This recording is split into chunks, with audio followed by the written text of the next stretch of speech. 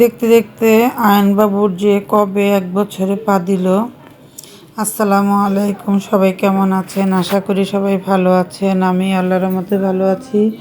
প্রতিদিনের মতো নতুন একটি ভিডিও নিয়ে আপনাদের মাঝে হাজির হলাম। ছেলেকে হলুদ পরাবো। এখন ছেলেকে যদি আপনার একটু কেক না খাওয়ায় তা কী করে হয়? 1 বছর পূর্ণ হয়ে গেছে, তাই ঘর সাজানোটা কেমন হয়েছে, ঘরের ডেকোরেশনটা কেমন হয়েছে সবাই কমেন্টে জানাবেন। আর এখানে আয়ন বাবাকে একটু কাপড় চোপড় পরে দিলাম, দিয়ে এখন একটু আবদুল্লাহ তাবাসসুম বেলুন দিতেছে আর খেলা করতেছে। সবাই কমেন্টে বলে যাবেন। আমাদের মুসলমানদের মধ্যে আমরা জন্মদিন পালন করা আমাদের উচিত না, তারপরে বাচ্চাদের একটু খুশির জন্য একটা কেক কেটে পরে ওদের খাওয়াই দেই, কিন্তু কখন আমরা জন্মদিন অনুষ্ঠান করি না। ফাইনালি আয়নকে বসিয়ে দিলাম। এখন কেকটা যে কাটছি আমরা বিসমিল্লাহর নাম নিয়ে কেকটা কাটা হয়েছে। আর এখানে বাচ্চাদের খুশির জন্য একটু কেকটা আনতে হয়, যে আবদুল্লাহকে দিলাম। আবদুল্লাহ খেয়ে বলতেছে অনেকটাই ভালো লাগতেছে। এটা পরের দিন সকালে বিরিয়ানি রান্না করছিলাম। এখন সবাইকে একটু বিরিয়ানি গরম করে দিব, কারণ রাত্রে তো খাইছে। আর আমার এই যে এভাবে করে টমেটো পেস্ট কাঁচামরিচ মেখে সামান্য একটু বিরিয়ানি খাবো, ভালো লাগে। আর কার কার এভাবে সালাদ বানিয়ে খেতে ভালো লাগে কমেন্টে জানাবেন। আমি আর তাবাসসুমের আম্মু খাইতেছি। আর এখানে আজকে দুপুরের জন্য কী কী রান্না করবে সম্পূর্ণ ভিডিও আপনাদের সাথে এক এক করে শেয়ার করব। আর জন্মদিন তো ধরেন শেষ হয়ে গেছে, এখন তো খাবার খেতে হবে, তার জন্য তো রান্নাবাড়া করতে হবে। প্রচুর পরিমাণ ঠান্ডা, মেয়েদের কাজ করতে হবে, মেয়েরা বসে থাকা যাবে না।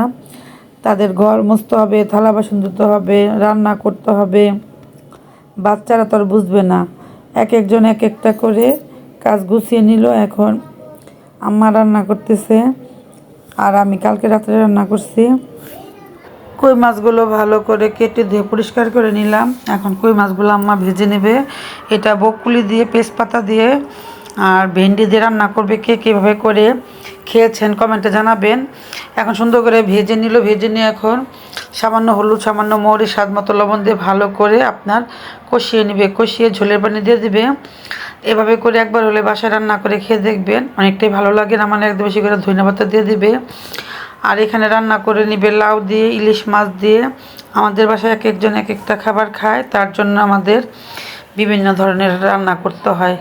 ইলিশ মাছ দিয়ে আর কই মাছ দিয়ে আপনার লাউ রান্না করলে যে, আর এখানে রান্না করবে সবাই যদি এক খাবার খেয়ে নেয় তাহলে রান্না করতে সমস্যা হয় না। কবুতরের মাংসটা প্রায় হয়ে আসছে। এখন আম্মা সুন্দর করে শুকনো শুকনো করে নামিয়ে নিবে।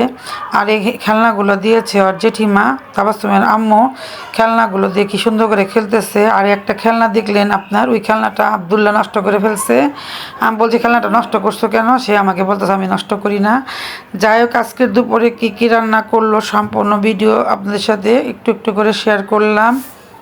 শীতের দিনে আপনার কাজ করে আগানো যায় না, কারণ সময় একেবারে কম। তো আজকের ভিডিওটা এখানে শেষ করব। সবাই ভালো থাকবেন, সুস্থ থাকবেন, ভিডিওটির পাশে থাকবেন, লাইক কমেন্ট শেয়ার করবেন। আসসালামু আলাইকুম।